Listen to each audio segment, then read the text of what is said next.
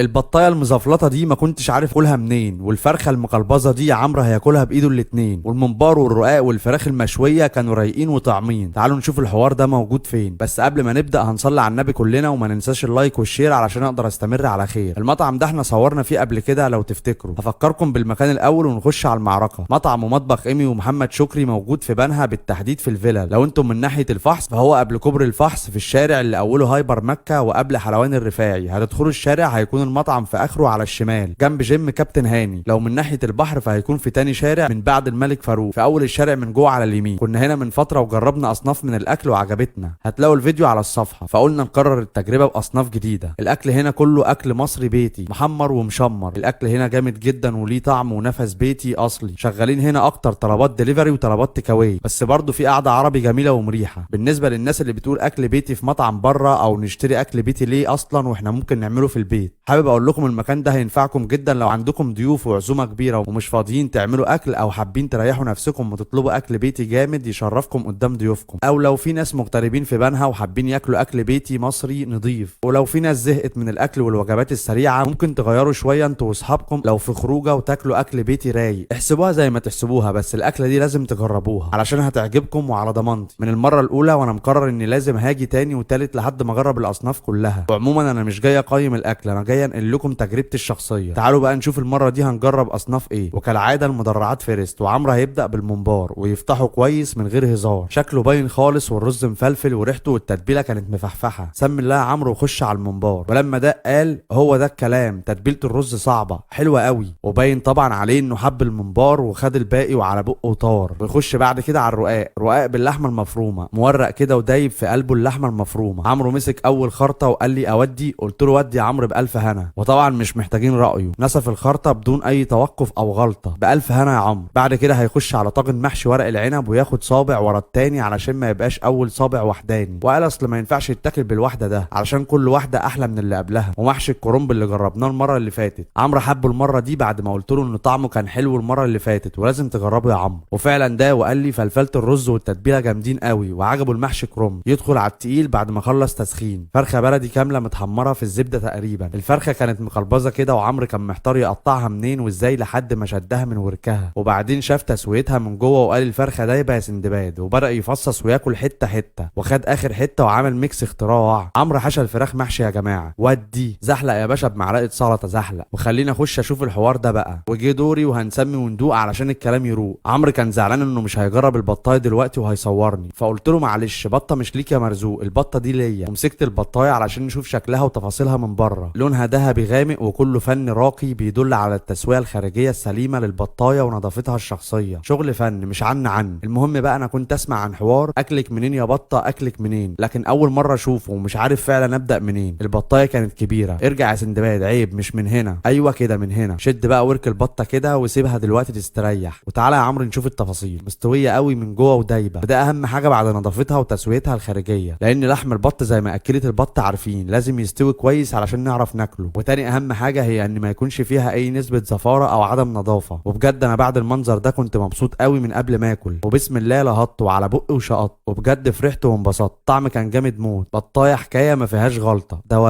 دوبان خالص. ونعمل ميكس تاني مصري اصلي، صابع محشي كرنب مع البطايه، وده بالنسبه لي احلى ميكس حكايه. وصابع واحد قلنا ما ينفعش، لازم نشغل الشغل كده، صابع وراه اخواته على طول. وعجبني قوي البط. نفصل بصابع محشي كوسه. المحاشي كلها برضو جربناها من المره الاولى وكانت حلوه قوي، لكن المره دي عجبتنا اكتر، كانت احلى واحلى الصراحه. زحلق الكلام بشويه شوربه لسان عصفور معلقه في التانيه، ونخش على الفراخ المشويه في الفرن. وامسك الصدر كده علشان نشوف التسويه ونلاقيها مستويه من بره ومن جوه وبيضه زي القشطه، والتتبيله باينه من لونها اللي على الوش، ولونها يفتح النفس. وكلت منها وعجبتني، خصوصا بقى مع محشي الفلفل. وبصراحه كل الاصناف المره دي برضو عجبتنا واكتر، خصوصا البطايه كان طعمها حلو قوي وحكايه، وخدت دور البطوله في الفيديو ده. بالنسبه بقى للاسعار زي ما قلت في المره الاولى بتتغير حسب سعر اليوم وحسب الفرد او الكميه، وده رقم المطعم والشيف ايمي لو حابين تسالوا عن الاسعار او عن اي حاجه تخص المطعم. وفي النهايه اللي جرب الاكل هنا عند مطبخ الشيف ايمي يقول لنا رايه في تعليقات، واللي لسه ما جربش وناوي يجرب لما يجرب يقول لنا برده رايه في تعليقات. واتمنى لكم تجربه حلوه وتبسطكم، ومع السلامه يا غاليين، نشوفكم في فيديو قريب وجديد.